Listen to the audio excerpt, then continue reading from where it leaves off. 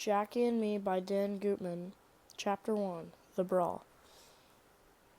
"You can't hit, Stashak," Bobby Fuller yelled at me from the pitcher's mound. "You couldn't hit water if you fell off a boat." I stepped into the batter's box. Bobby Fuller busted my chops all last season. Now it was our first practice game, and he was starting in again. I dug my left toe into the dirt and got set for his first pitch. "You're ugly too, Stashak." Fuller knows he can rattle me. That's why he does it. My team, the Yellow Jackets, had a 1-run lead in the 5th inning. The runners at second and third took their leads, 2 outs. A hit would put the game out of reach. Fuller needed to strike me out. I was doing my best not to let him get to me. "Did I mention stupid?" Fuller asked. I pumped my bat back and forth.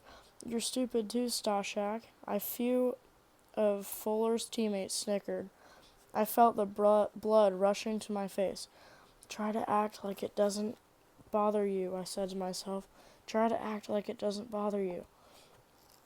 "You gonna take that, Stashak?" the catcher whispered to me quietly enough so that even the umpire wouldn't hear.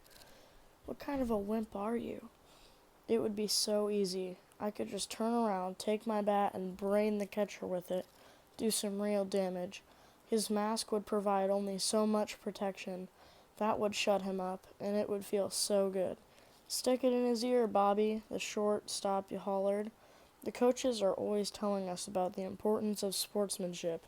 The Louisville Little League had strict rules about how we're supposed to act and what we're allowed to say to the other team during our games. I guess Bobby Fuller and his teammates never got the message. Their coach didn't seem to care. "You know you can't hit me, Stashak," Fuller said as he looked in for the sign. "Because you're a big, slow, ugly, dumb Polak. That's it. Call me ugly, call me stupid, say I can't hit, but don't make fun of my nationality, or you're gonna pay." I didn't wait for the pitch. I brought the bat back and flung it at Fuller as hard as I could. It went spinning out of my hands and flew toward the pitcher's mound about thigh-high. Fuller freaked. He jumped to avoid the bat shooting toward him. It zipped about an inch below his heels and scattered all the way to second base. "This ain't hockey, Stashak," the umpire warned me.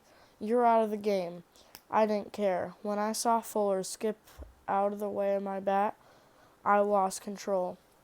I made a fist and charged to the mound. I was ready to rip his head off. Fuller flung away his glove and put his fist up. "You want to fight, Stashak?" He laughed. "I'll kick your butt." I could see Fuller's teammates converging on the mound to defend him, but it didn't matter. There could have been 100 guys out there. I still would have tried to bust Fuller's skull in. Before I reached the mound, the catcher jumped on my back from behind and knocked me down. By that time, my teammates had rushed off the bench and stormed the field. I could tell exactly what happened next. I was at the bottom of a pile of bodies.